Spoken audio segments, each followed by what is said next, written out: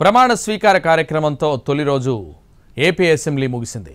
ముగ్గురు మినహా సభ్యులంతా ప్రమాణం చేశారు. ముందుగా సీఎం, డిప్యూటీ సీఎం, మంత్రులు చేశారు. అనంతరం అక్షర క్రమంలో సభ్యులు ప్రమాణం చేశారు. శనివారం ఉదయం 11 గంటలకు స్పీకర్ ఎన్నిక ఉంటుంది.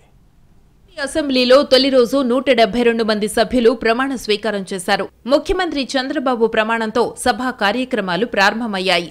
తరువాత డిప్యూటీ సీఎం పవన్ కళ్యాణ్ ప్రమాణ స్వీకారం చేశారు. ప్రొటెం స్పీకర్ గా బుచ్చయ్య చౌదరి వారి చేత ప్రమాణం చేయించారు. 2 ఏళ్ల సుదీర్ఘ విరామం తరువాత బాబు అసెంబ్లీకి వస్తే తొలిసారి పవన్ కళ్యాణ్ సభలో ఎమ్మెల్యేగా అడుగుపెట్టారు. CM Chandrababu, deputy CM Pawan Kalyan ప్రమాణం చేసిన తరువాత మంత్రులు ప్రమాణ స్వీకారం చేశారు. తరువాత మిగతా సభ్యులు అక్షర క్రమంలో ప్రమాణం చేశారు. మరో 3 ఎమ్మెల్యేలు ప్రమాణ స్వీకారం చేయాల్సి ఉంది. జీవి ఆంజనేయులు, పితాని సత్యనారాయణ, కొండబాబు సభకు హాజరు కాలేదు. శనివారం ఉదయం 10:30కు అసెంబ్లీ మళ్లీ సమావేశమవుతుంది. అప్పుడు మిగిలిన 3తో ప్రొటెం స్పీకర్ ప్రమాణం చేయిస్తారు. ఆ తర్వాత సభాపతి ఎన్నిక ప్రక్రియ ప్రారంభమవుతుంది. ఇప్పుడు 40 గ్రాముల జీడి ఇంగువ పొడి కొంటే 40 గ్రాముల జీడి ఇంగువ పొడి ఉచితం.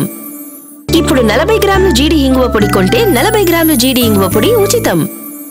వైసీపీ అధినేత వైఎస్ జగన్మోహన్ రెడ్డి ఎమ్మెల్యేగా ప్రమాణ స్వీకారం చేశారు. ప్రొటెం స్పీకర్ బుచ్చయ్య చౌదరి జగన్తో ప్రమాణం చేయించారు. సీఎం, డిప్యూటీ సీఎం, మంత్రులు ప్రమాణం చేశాక మాజీ ముఖ్యమంత్రి హోదాలో జగన్ కు అవకాశమిచ్చారు. తన పేరు వచ్చే సమయంలోనే సభలో అడుగుపెట్టిన జగన్మోహన్ రెడ్డి ప్రమాణం చేసిన వెంటనే సభ నుంచి వెళ్లిపోయారు.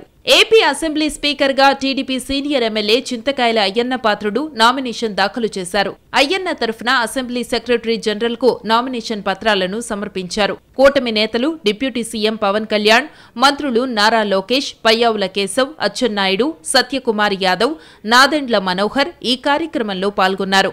శనివారం ఉదయం 11 గంటలకు స్పీకర్ ఎన్నిక ఉంటుంది. 2 ఏళ్ల సుదీర్ఘ విరామం తరువాత అసెంబ్లీలో అడుగుపెట్టిన చంద్రబాబు సభ మెట్లకు మొక్కి లోపలకు వెళ్లారు.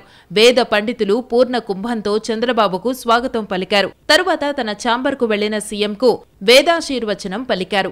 ఛాంబర్లో కూర్చున్న చంద్రబాబు ఒకంత భావోద్వేగానికి లోనయ్యారు.